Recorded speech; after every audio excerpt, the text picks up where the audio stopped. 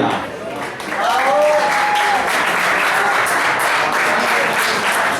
Non ci vogliono male gli altri, ma la tua è sempre dedicata alla più bella.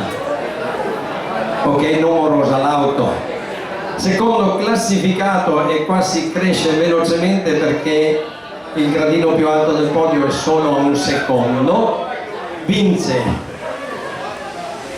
no, non gliela diamo la coppa, Giacomo Ferragotto, eccolo qua, ricordo 15 anni, oggi ha perso il gradino più alto del podio per solo un secondo sulla somma dei due tempi, gradino più alto del podio che finalmente, dice lui, va a Giacomo Orioli.